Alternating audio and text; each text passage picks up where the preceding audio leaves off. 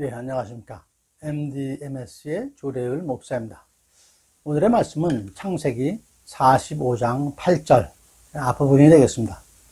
그런즉 나를 이리로 보낸 이는 당신들이 아니요 하나님이시라. 이 말씀으로 상처 받으셨나요? 라는 제목으로 함께 말씀을 나누도록 하겠습니다.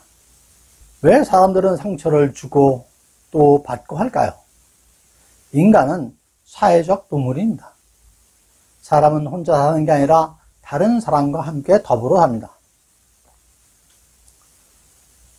더불어 함께 사는 것은 좋은데 자기중심적이라는 것이죠. 여기서 자신도 모르게 상처를 주는 것입니다. 상처를 주는 본인이야 그게 상처받을 일이야 하겠지만 말입니다. 상처는 모르는 사람이 주는 것이 아니고 가까이 있는 사람끼리 주고받는 것입니다. 그러니 상처는 더욱 아플 수밖에 없죠. 오늘은 상처에 대해서 성경적으로 접근해서 알아보려고 합니다. 말씀을 통해서 우리의 상처가 치유되고 또한 다른 사람에게 상처 주지 않는 저희들 모두가 되기를 소망합니다. 그럼 이제부터는 하나님의 자녀로서 어떻게 하면 상처를 안 받고 또 안 줄 수 있는지 좀 알아보도록 하겠습니다. 첫 번째로 하나님의 계획을 생각하십시오. 먼저 상처받는 원인은 하나님보다는 나 자신을 보기 때문입니다. 현재의 상황을 보지 마시고 하나님의 계획을 기대를 하십시오. 지금 닥친 나의 어려운 상황, 말도 안 되는 상황에 분개하고 힘들어하지 마시고 하나님께서 무슨 일을 계획하고 계신가? 하나님께서 어떻게 하려고 그러시나? 이런 것에 궁금해하고 기대를 하십시오. 여러분, 흘러가는 물줄기를 바꾸려면 뚝이 필요합니다. 지금의 나에게 닥친 이 상황이 나를 그분이 원하시는 방향으로 가게 하기 위한 뚝이라고 생각하는 것입니다. 그리고 어디로 흘러가게 하시려는지 그것을 궁금해하고 그것을 기대하십시오.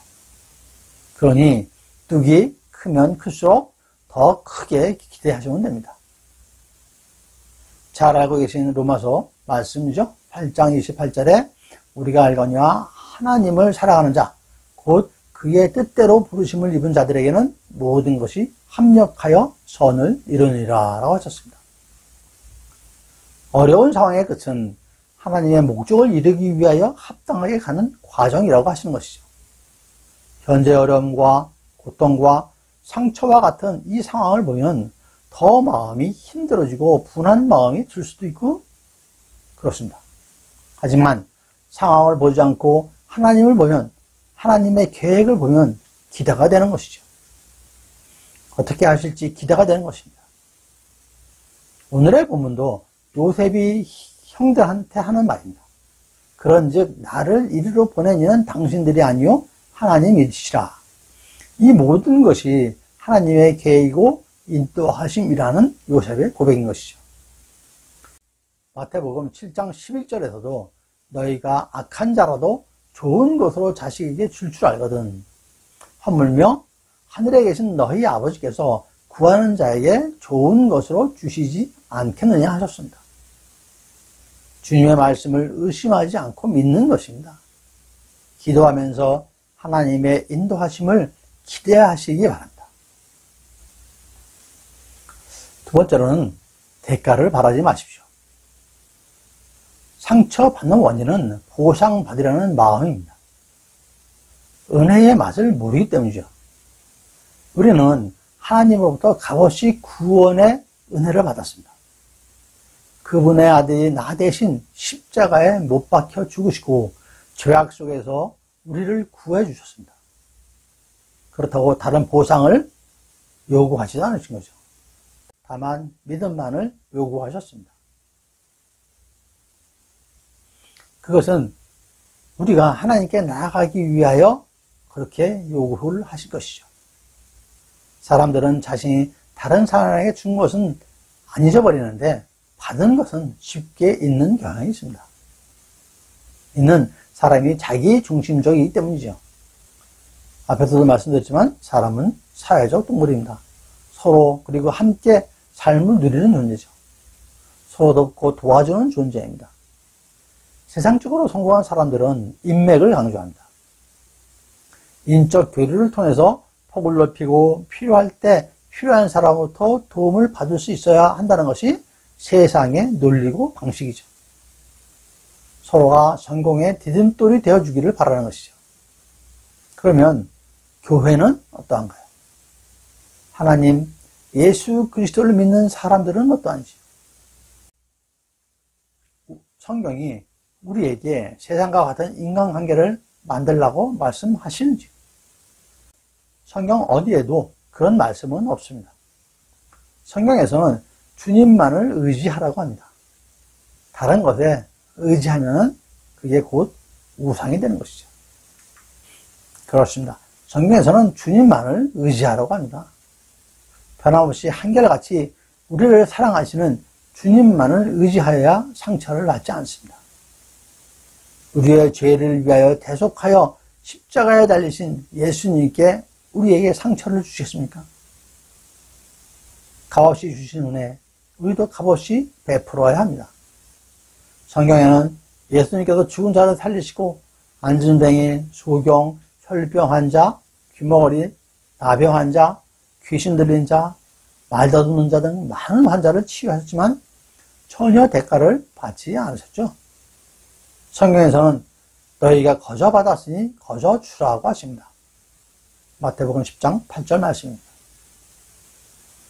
여러분, 크고 많은 대가를 바라면 크게 상처받습니다. 적은 대가를 바라면 좀 더 적은 상처겠죠? 하지만 아무 대가를 바라지 않았다면 상처는 없을 것입니다.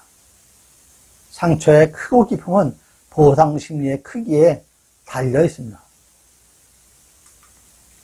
마지막 세 번째 말씀은 존재의 자존감을 키우십시오 라는 것입니다.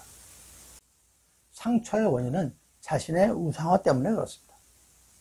내가 스스로 이루려고 완벽하게 하려 하고 다른 사람에게 인정받으려고 하면은 그게 상처가 됩니다. 그 완벽함이 과연 누구를 위한 것입니까? 그것은 자기를 드러내고 자기가 인정받기 위한 것이죠. 여러분, 바닷가 자갈밭이 얼마나 아름답습니까? 하지만 그 자갈들은 모두 모양이 다릅니다. 비슷하지만 다르죠. 하지만 인공적으로 만든 동그란 구슬들 모양이 다 같습니다. 하나님께서 창조하신 것들은 모두가 다릅니다. 전 세계 76억 인구가 똑같은 사람이 없죠. 쌍둥이도 엄청 많이 비슷하지만 똑같지는 않습니다. 서로 그 다름을 인정하여야 합니다. 그래야 상처받지 않습니다. 그 자갈은 비바람 맞고 거센 풍랑을 맞아가면서 서로 다르게 성장해야 온 것이죠. 이것을 인정해야 합니다. 나는 나로서, 그리고 이웃은 이웃으로 그 모습 그대로 그 존재를 인정하는 것이죠. 여러분, 성령의 9가지 은사가 고린도전서 12장에 기록되어 있죠. 12절에 이 모든 일은 같은 한 성령이 행하사 그의 뜻대로 각 사람에게 나누어 주시는 것이니라 라고 하셨습니다.